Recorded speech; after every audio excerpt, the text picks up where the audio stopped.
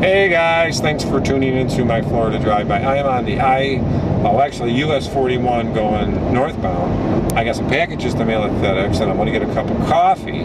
I usually don't go to Starbucks, but I'll get a decaf diluted coffee. That's, you know, got to watch my heart, my little pump in here that's pumping all the blood around and making me do videos. As long as I can do them, as long as God lets me do them. And I hope everybody likes my drive-by videos, guys. I hope you enjoy these talks and stuff. I drive a lot. Hey, and I just bought a new car just for you guys.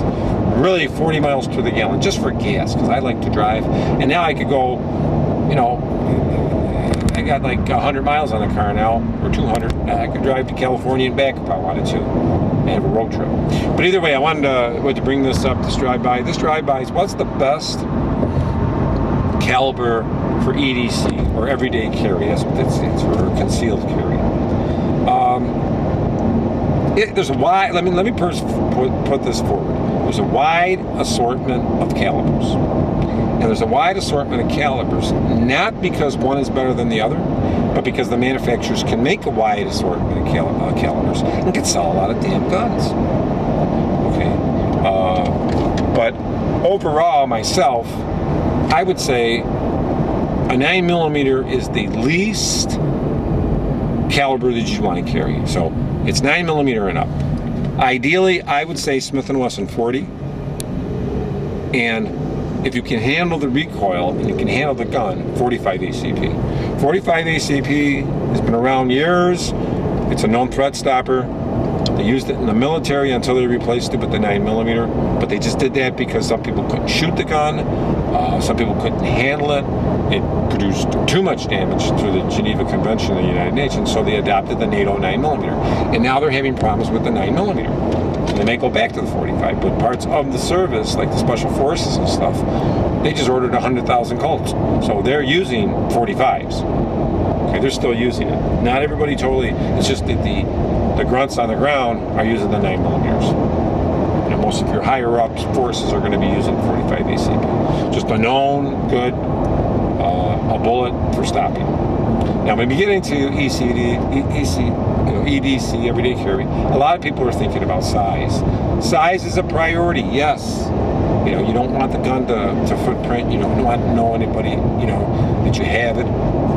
But use your wise choices, because you don't, I mean, anything below a 9mm I would not carry unless you're carrying two guns. 380 is like a backup gun. It really is. A 22 is a backup gun, a BB gun, a pellet gun, you know, a switchblade, a mace, a stun gun. And there's backup items when your main one fails. I mean, really, I recommend ideally the 40 Smith & Wesson. That fits most of the people. And if you can handle it, really ideally, the best choice is 45 ACP. Full metal jacket, 45 ACP. You know, I mean, that's just the best. That's a stopper.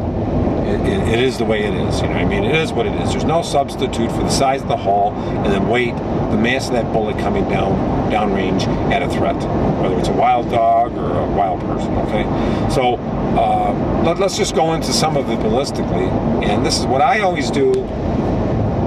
I go on ballistics101.com. It's a website that has all the ballistics of all the bullets they make in the guns.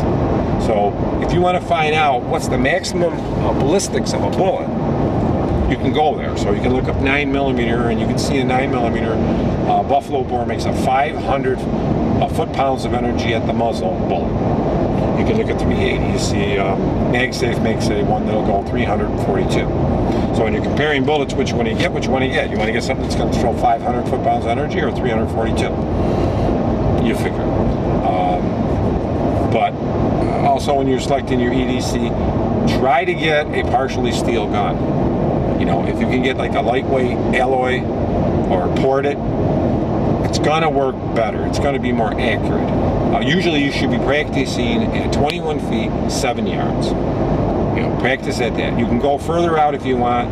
You know, first make sure you're getting it within like an inch-and-a-half group, and maybe getting a few bullseyes and aiming and everything, and then you can move out to 50 feet, you know, 15 yards, you know, whatever you want to do. But get it sighted in for that critical zone. It's usually probably 1 to like 40 feet, but 21 feet seems like just about right on most of your ranges and stuff. Get accurate, you know, with the gun. Caliber doesn't really mean as much as accuracy, but caliber means a lot when you want to stop whatever you're shooting at, okay? I hear a lot of people saying